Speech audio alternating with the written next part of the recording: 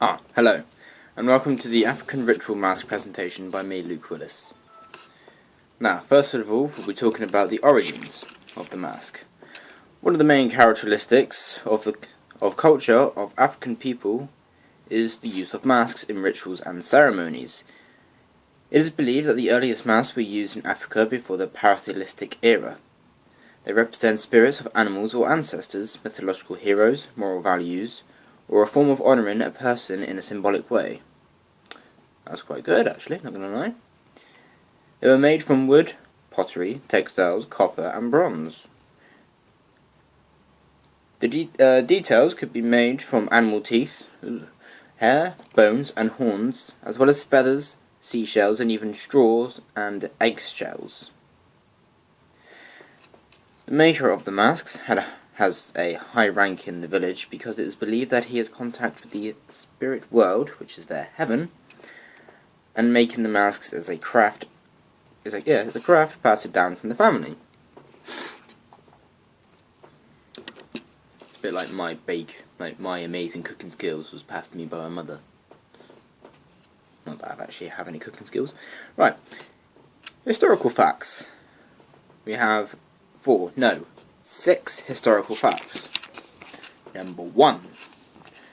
Most masks were created to wear by people. They are often used in events, in ceremonies.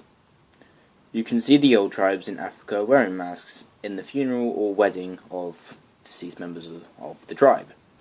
However, you can visit Africa and use masks as part of a home decoration.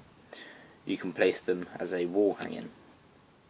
Which is kind of disrespectful, really, because if you think about it, one of those masks could have had loads of memories from one of the African people, one of the African tribal people that used to wear them.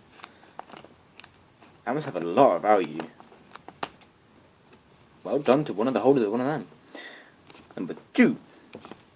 The meaning of the African mask is always associated with spiritual connection and meaning. So obviously, if they make a mask and then in the shape of a wolf, then they have a spiritual connection with a wolf god or something. I don't know.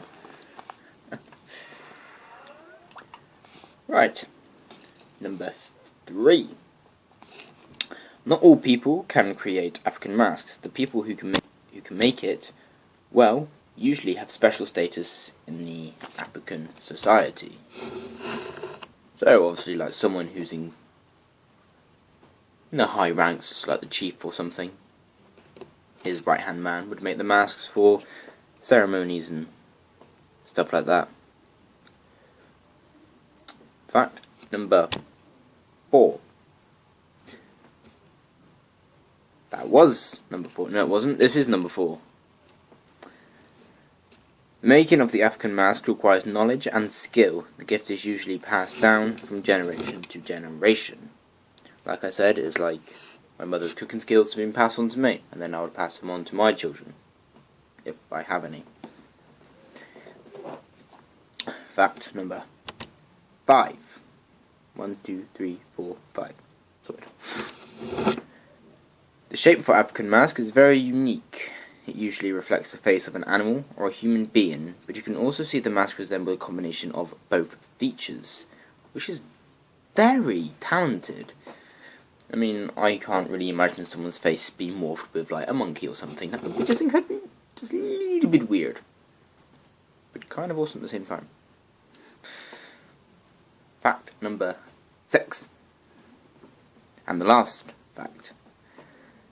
The African mask is not bare. You can see the mask decorated with various things, such as straw that you see as the beard or the hair. It also features the feather, animal teeth, animal horns, and seashells. Sorry. Each thing would probably mean a different meaning. The animal teeth would represent strength or something. Animal horns, intelligence. Seashell, good swimmer. I have no idea, but it would be interesting to research that. We are now moving on to the uses of the African ritual mask. In the early 20th century, artists like Pablo Picasso and André Derian were inspired by the bold abstract design that they discovered in African tribal masks. They collected and used these works of art to influence their own style. In effect, they used African culture to refresh the tired tradition to figure painting in Western art. As a result, we now tend to admire the bold design and abstract patterns of African masks through European eyes. It must be amazing to see an African ritual mask and see it with your own eyes and feel it with your own hands. Just have it in your hands and just like, this is so much history. We appreciate them as exhibits on museum walls, cut off from their original meaning and magical power. No, I don't think that's a good idea. I think they should just give them back to the African tribes that are out there now. I mean, they'd still use African masks, wouldn't they?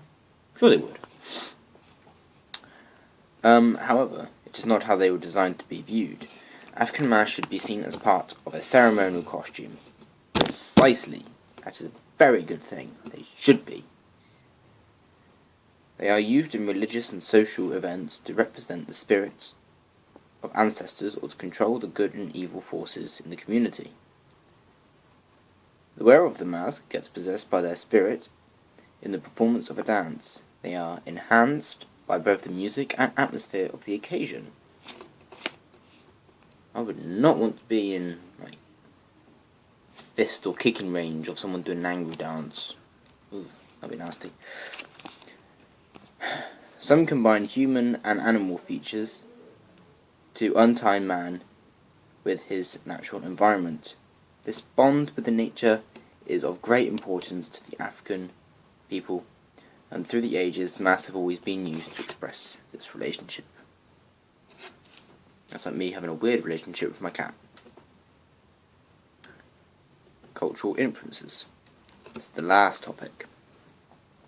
Back in the day when African tribes had their own unique way of life, where they were undisturbed by cameras and helicopters, and weird people with weird clothing like they are nowadays. Each tribe would have their own unique mask for a certain ritual like sacrifices or summoning dances, or to contact their all-maker. Now these masks have become so popular that they are not really special and unique anymore. This is because people have begun so interested in them that they wanted to make their own masks out of any material they could find, like cardboard, using PVA glue and newspapers and bark from a tree. I don't know. I've never made one, but I would be interested to make one. I might try that. They have been hung in lounges or bedrooms or put on display in museums and stuff like that, where they would get dusty and they would get dirty, and all the history in that mask would have no meaning. But I do have to admit, I do actually have 4 ritual African masks in my house, but they are copies and not made from the correct materials and not made by the professionals. Unlike some of the other masks out there, which are the originals and they are just hung up and they are just collecting dust.